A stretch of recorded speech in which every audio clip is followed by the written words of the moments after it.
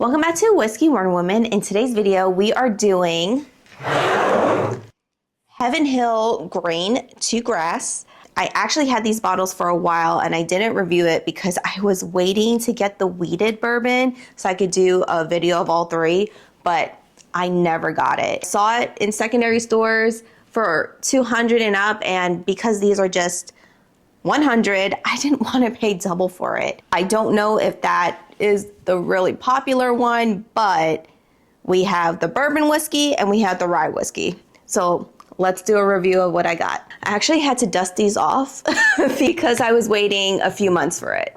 Yeah. Okay, so we're gonna start off with the bourbon whiskey first. This was distilled in 2017. Everything I need to know is on the bottle, so I don't even think I need to check my phone this time. It was released in 2024. The marketing of this, by the way, is fantastic. Like, it has the mash bill like in the background. Okay, go off, Heaven Hill. So the mash bill is 35% rye, 52% corn, and 13% malted barley, and it's 107 proof. It is distilled and bottled by Heaven Hill Distillery in Bardstown, Kentucky. I actually went there and did a tour there, or tasting, because everything else was sold out, and I didn't even get to buy a bottle because everything was legit gone. I didn't get lucky that day. I actually have a lot of bottles to review, so that's going to save a lot of money because I spent quite a lot in 2024. I haven't totaled it up yet, but honestly, I don't want to. But I'm trying to be more mindful this year because I have so much bottles to review. Like, I know you can't really see the shelf, but there's bottles over there, there's bottles over there, there's bottles under this bar, so a lot of reviews to come. I'm also going to open and pour the rye whiskey so that I can let it sit and open up while I start off with the bourbon whiskey.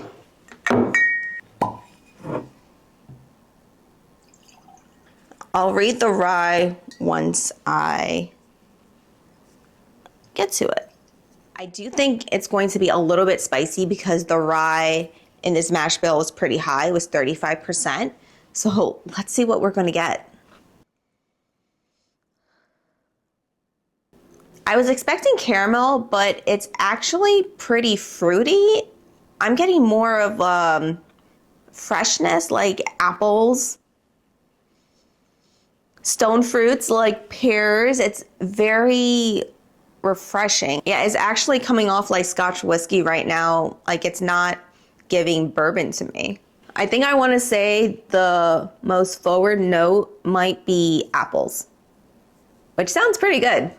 I'm not even going to say it's caramel. I think it's more like vanilla. There's sweetness, but it's not on a deeper level like caramel. Oh, and I'm getting like fresh oak. Like, it feels like it's like the oak is soaked.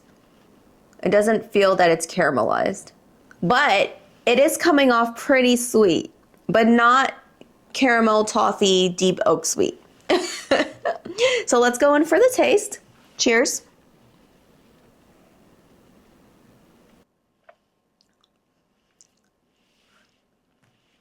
Yep. There's the rye. Oh, that's peppery and oaky. Now it's pretty smooth. That was very transitional. It had a tart apple, and then there was a lot of char for me. The char gave off bitter oak, but what saved it was the spice, and it came off pretty peppery. And then after all of that, all those sharp notes, it went down pretty smooth, which I was not expecting to happen. I think the transition could have been a little smoother, but I think the rye is making it jump around a little bit. But yeah, it wasn't terrible. Yeah, there's a lot of bitter oak for me, at least. The rye is strong towards the end. It is definitely spicy, and I want to say that it's pepper for me, but it's still smooth. The corn mash bill is helping it tone down just a little bit, which is a good thing. That was very surprising because the aroma came off very fruity and light, but the taste had a lot of oak in it. It was just like oak forward for me. I don't see any tasting notes on here, so let me look that up real quick. 6 years old. It also tells you what warehouses it comes from, and maybe I could just put that in the description for you guys. So tasting notes for the bourbon. Color is golden amber. Aroma, apples and pears. Oh my God, I literally said that. I said apples and I said pears. Okay. With notes of fresh oak. Did I not say oak? I totally crushed the aroma. Taste, plentiful orchard fruit. Yeah, in the beginning it was, with bright floral and spice notes. I understand that for the orchards, the fruitiness, but yeah, oak really came in for me and was a little bitter, and the spice came in pretty strong. Finish, slightly oaky. Slightly, who we kidding? Sweetness with peppery spice. Yeah, I was pretty spot on with these tasting notes, guys. I'm going to change that word from slightly to super oaky. And I did say pepper, and it says peppery spice. I bombed those tasting notes. Look at me. All right, let's go in for the rye now. That's what the bottle looks like. It was also distilled in 2017. I love the sticker. Like the marketing, I love it. Released in 2024. I believe it's 6 years old, but the bottle does not say, because it says release, but it doesn't say when it was bottled. The mash bill, 63% rye, 24% corn, and 13% malted barley. And this is 123.2 proof. Wow. That is a huge difference from the bourbon, which was only 107. I'm actually excited for this one. And I already poured some right here, and it was sitting for a while, so we could just go in for the aroma. That is also fruity. I was not expecting that. That is so interesting. I was not expecting it to come off also like apples, but it has the caramel. So now it's like caramel apples for me. Ooh. It actually smells pretty darn good. Yeah, it smells like caramelized apples. It has the orchard fruits, vanilla, caramel, some spice, but I'm also getting oak. I enjoy the caramel aroma because of the fruitiness. All right, let's go in for the taste. Cheers.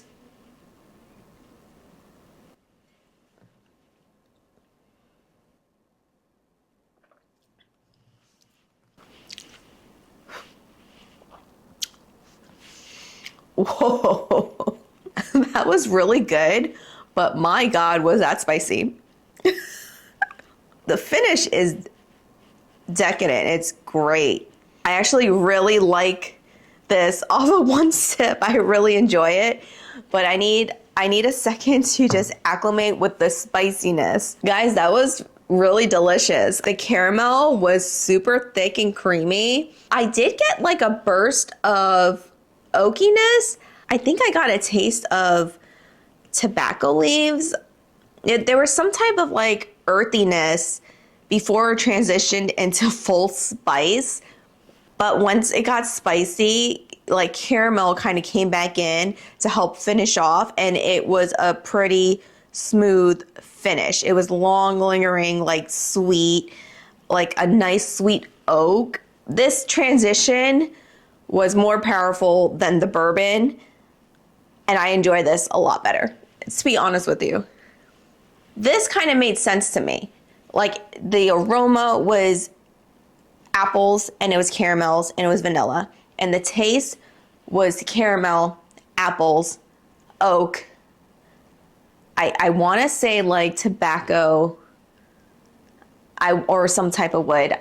Still fuzzy, but then it was rye, spice, peppery notes, probably clove, and then it went back to sweet, like that nice caramel that we got in the beginning. Wish I got the wheated so I could see which one is the best.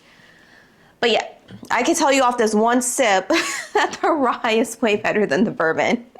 I should end the video there, but I actually want to take another sip.